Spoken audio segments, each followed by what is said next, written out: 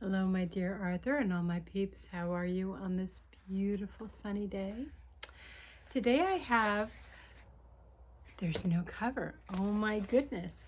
The name of my book today is called There Once Was a Tree. It's an older book from 1985. Once there was a tree. It had grown for many, many years, and now it was growing old. Dark clouds swept across the sky, rain fell, thunder roared, and a lightning bolt split the tree in two.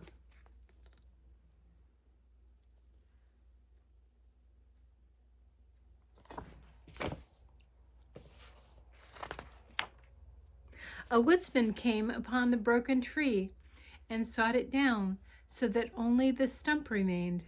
Soon, a bark beetle with long feelers settled in. The beetle loved the stump and laid her eggs under its bark. There's our woodsman. There's our bark, or stump.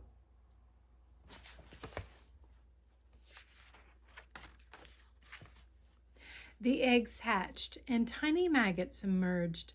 All summer long they gnawed tunnels in the bark. Winter came and they slept. When they awoke in the spring with long feelers of their own, it was time to fly away.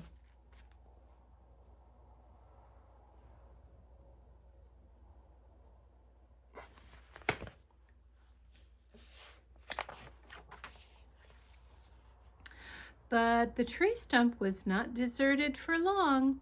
With all the entrances and exits the maggots had made, here was the perfect place for ants. That's where they lived, after all. One ant brought a leaf, another brought a twig, and another a grain of sand. They cleared out the tunnels and made the stump their home.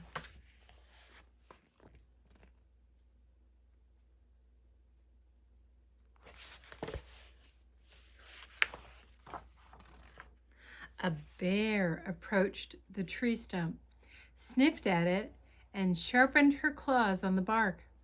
The stump was hers like everything else around. Even the ants in the stump were hers, and no other bear would dare disturb them.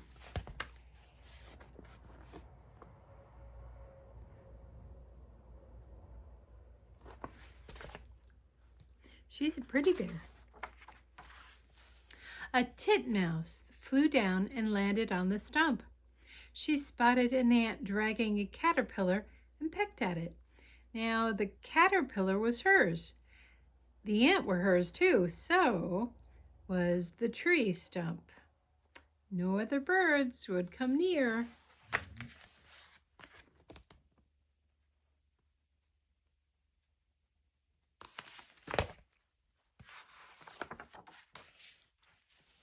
One rainy day, a frog found shelter in a hole in the tree stump. Time and weather had dug these holes, which would protect others who also passed by.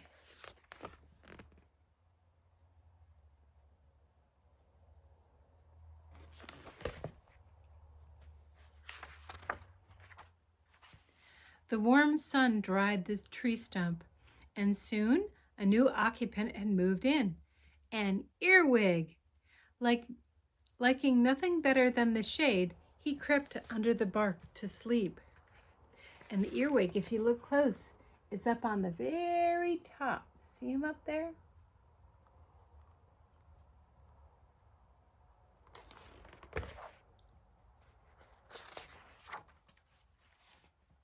A man was walking in the woods and saw the tree stump.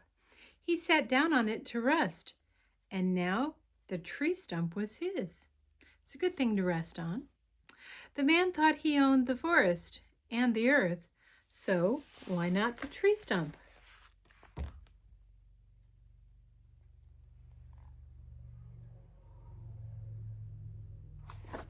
Boy, everybody thinks that they own the stump. I think the stump owns the stump.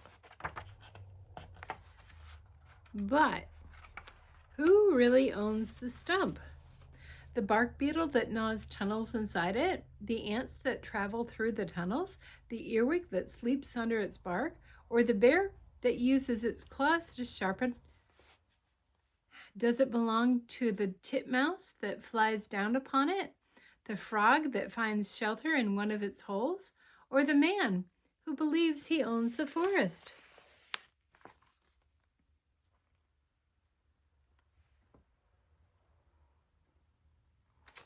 It's a good question. Let's see if we can figure it out. Maybe the tree stump belongs to all. The beetle and the ants, the bear and the titmouse, the frog, the earwig, and even the man. All must live together. Meanwhile, the tree stump gets older and older. The sun warms it. The rain cools it. Soon it begins to rot. Night comes, and the forest is cast in moonlight.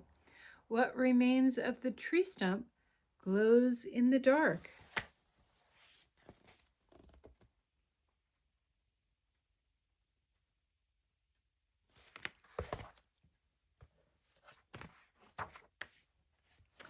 Now the tree stump is gone, but a new tree has grown in its place. A titmouse is perched in its branches. It is her tree. An ant crawls up high on her tree. A bear lumbers by and sharpens his claws on the bark. A man lies down to rest in its shade. The tree belongs to all because it grows from the earth that is home for all. There's our characters and our tree.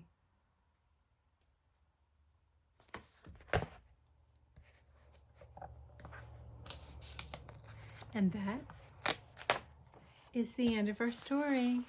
Hope you enjoyed. See you soon. Bye-bye.